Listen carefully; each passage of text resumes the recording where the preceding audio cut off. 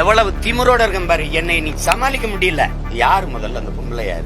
சொல்லிட்டு அது குற்றமாயி 1000 பேர் 1000 சொல்ல விசாரிக்கணும்ல. அடிச்சு இழுத்துட்டு போய் நேர நீ காவல் நிலையத்தும் கொண்டு போல, வேற ஒரு இடத்துல ஒரு கடல்ல ஒடிச்சா அடிச்சு நீ எதுல நேர்மையா இருந்திருக்க? இதுல இவ்வளவு துடிக்கிறப்ப.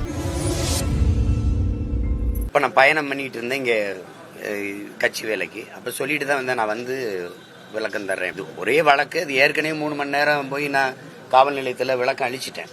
அப்ப அதே தான் திருப்பி மறுபடியும் சொல்லணும். சரி, அதான் நான் வரணும்ன்ற. இப்ப நீதிமன்றம் வந்து 3 மாசம் அவகாசம் கொடுத்துருக்கு, காலம் கொடுத்துருக்கு.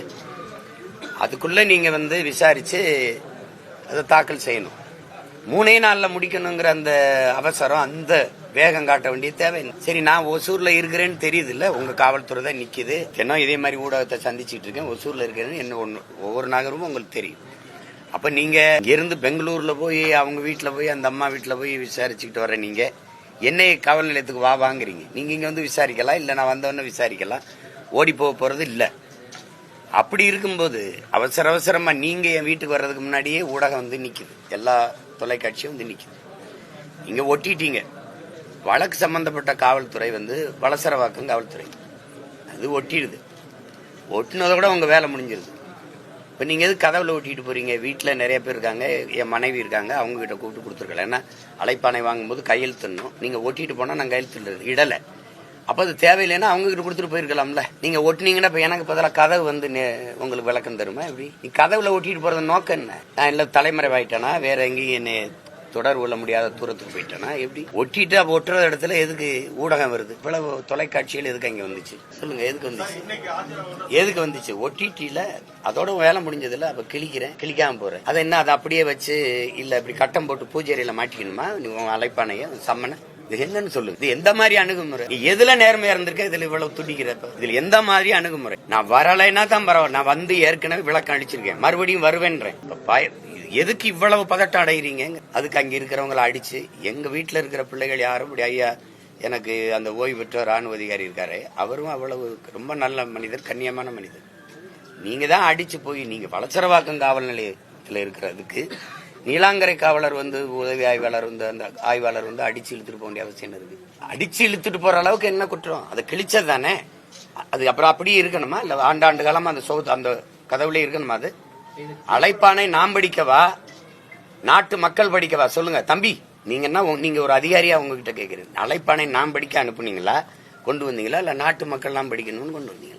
அதுக்கு அது அவ்வளவு பெரிய குற்றம். அது கிழிச்சா அடிச்சு இழுத்துட்டு போய் நேர நீ காவல் நிலையத்தும் கொண்டு போல, வேற ஒரு இடத்துல ஒரு தடல்ல ஒடிச்சா அடிச்சு நீ போய் படுத்துக்கிட்ட. இது ஒரு வழக்கமா வச்சுக்கிறாங்க. எப்படின்னா இவங்க அடிச்சிருவாங்க, இவங்களுக்கு இவர் கையில கீறல் பட்டுருச்சா, நீ அடிச்சு காயம் பட்டதுல இவங்க எல்லாருமே என்ன நினைச்சுட்டு இருக்காங்கன்னா, 5 வருஷத்துக்கு ஒரு தடவை தேர்தல் வருது, பல முறை ஆட்சிகள் மாறுதுங்கிறத மறந்துட்டு இவங்களே அந்த நாற்காலியில அப்படியே நிரந்தரமா பசையை போட்டு ஒட்டின மாதிரி நம்ம கீழே இறங்கவே போறது இல்லைங்கிற திமிர்ல ஆடுற ஒரு ஆட்டம் இருக்குல்ல, அதுதான் அங்க அது கவனத்துல வச்சுட்டு விளையாடணும். எல்லாம் விளையாடுற நீ பயப்படுறவனாவது ஒருத்தர் சொல்லுங்க. நீங்க இத்தனை வழக்கு போட்டிருக்கீங்க, ஒவ்வொரு வழக்குக்கும் வந்து நேர் நிக்கிறேன். நான் முடிஞ்ச நேரம் ஒரே நேரத்துல 4 அழைப்பானைனா எங்க போக முடியும்? ஒரு ஆள் தானே. வராம இருந்தா சொல்லலாம். இன்னைக்கு ஒசூர்ல நான் இருக்கேன்னு சரி, இன்னைக்கு இருக்கிற நவீன உலகத்துல எனக்கு பகிரிலே அனுப்பி இருக்கலாம், உங்களுக்கு அழைப்பானை அனுப்பி இருக்க முடியும்.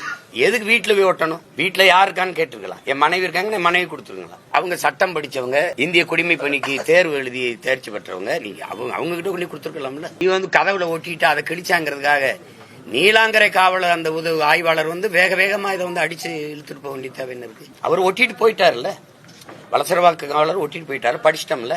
இந்த மாதிரி ஒட்டிட்டு போயிட்டாங்கிற தகவல் எனக்கு வந்துருச்சு. அப்புறம் அது அதுக்கு அங்க படம் காட்டணுமா? அதை வரவங்களுக்கு எல்லாம் இது எதுல நீ சரியா இருந்திருக்க? இந்த இதுல வந்து உடனே அதை விசாரிச்ச நீதியை நிலைநாட்ட துடிக்கிறேன். நீ பல்கலைக்கழக வளாகத்தில் நடந்த தங்கச்சிக்கு நடந்த கொடுமைக்கு என்ன விசாரிச்ச? பொள்ளாச்சியில் நடந்த அந்த கூட்டு பாலியல் வன்கொடுமைக்கு என்ன விசாரிச்ச? யாரு முதல்ல அந்த பொம்பளை யாரு? சொல்லிட்டு அது குற்றமாயிருமா? 1000 பேர் 1000 சொல்ல விசாரிக்கணும்ல. விசாரிக்காம நீ உறுதி பண்ணிட்டு போயிட்டு இருந்தீன்னு என்ன அர்த்தம்? என்ன அர்த்தம்? என்னமோ வயசுக்கு வந்தோன்னா குச்சில் இருந்த பொருளை தூக்கிட்டு போய் அப்படி சோளக்காட்டுல வச்சு குண்டு கட்டா கற்பழிச்சு விட்ட மாதிரி கதறிட்டு இருக்கு எல்லாரும். என்ன உங்க மனநிலை என்ன? இதே சீமான்யா ஒரு சாதாரண இயக்குனர், அவருக்கு ஒன்னும் மதிப்பு இல்ல, படங்களும் இல்ல, வீட்டுல இருக்கிறேன், இந்த மாதிரி வழக்க நீ எடுத்து பேசுவியா? நீ ஒரு முழு அதிகாரமும் சேர்ந்து இதுக்கு சுத்துறிய. ஏன்னா என்னை பார்த்து நீ நடுங்கிட்ட, என்னை சமாளிக்க முடியல, என்ன செய்யறது தெரியல. நான் எடுத்து வைக்கிற கருத்துக்கு அரசியலுக்கு என்னோட மோதி ஜெயிக்க முடியல. அப்போ அப்பப்ப ஒரு பொம்பளை கொண்டாந்து முன்னாடி நிறுத்துறேன் தானே. வேற என்ன காரணத்துல என்ன இதுல நடக்குது? என்னமோ அப்படியே கல்லூரியில படிச்சிருக்க பிள்ளைய நான் விருப்பமே இல்லாம கடத்திட்டு போய் இந்த கற்பழிச்சு விட்ட மாதிரி. என்னங்கடா உங்க நாடகம்?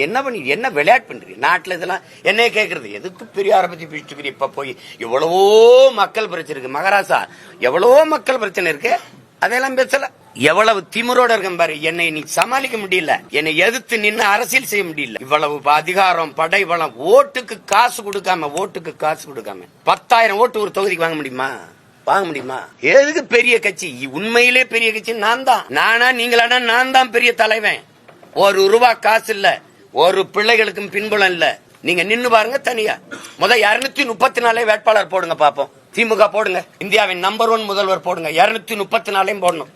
ஆனால் தனியா போடணும். மனச்சான்றுக்கு விரோதம்ல ₹1 நேர்மையாளர்கள் மாறி ஆட்சி செஞ்சிருக்கேன் உங்க அப்பா காலத்துல இருந்து. நீங்க உண்மையிலேயே மனச்சான்றுக்கு விரோதம் இல்லாம இந்த மண்ணுக்கு மக்களுக்கு நல்லது செஞ்சது உண்மையானால், சத்தியமானால் அதையே சொல்லி வாக்குக்கு காசு கொடுக்காம வாக்கு வாங்கி காட்டணும். என்னைய தாண்டி காட்டணும். இந்த எளிய மகனை நீ வென்று காட்டணும். ஆனா நீங்க எல்லாரும் கவனத்துல வச்சுக்கிறீங்க, இந்த அதிகாரம் நிலையானதுன்னு நினைச்சு வேலைகளை செய்யாதீங்க. கால சக்கரம் வரலாறுங்கும் சுழன்று கொண்டுதான் இருக்கு, பாத்துக்கிறது. என்னை சுத்தி பல லட்சக்கணக்கான படை இருக்கு. சும்மா நாங்க விட்டு அப்படி சின்ன பயில நினைக்காதீங்க. அதிகபட்சம் நீ என்ன பண்ணிடுவேன்? என்னை வளர்த்த தலைவன் எப்படிமா சாக துணிஞ்சிரு, எல்லாம் சாதாரணமாயிரும் சொல்லிதான் அனுப்பியிருக்காப்ல. அதுக்கெல்லாம் பயப்பட ஆள் கிடையாது. அதிகபட்சம் நீ ஜெயில போடலாம், போடு. தமிழ்நாட்டில் இருக்கிற அரசியல் தலைவர்களே அதிக வழக்கு வாங்கின ஒரு மகன் நான் தான். எனக்கு முன்னாடி அண்ணன் நக்கீரன் கோபால் இருந்தாரு, அவர் அரசியல் இல்ல. இப்ப அவரை நான் முந்தி போயிட்டேன். நானா பேசுனதை எழுதுனதை எடுத்து பேசுறேன். இன்னும் இருக்கு திரைப்படத்துல ஒரு ஹைலைட்ஸ் சொல்லுவாங்கல்ல, அப்படி வச்சிருக்கேன்.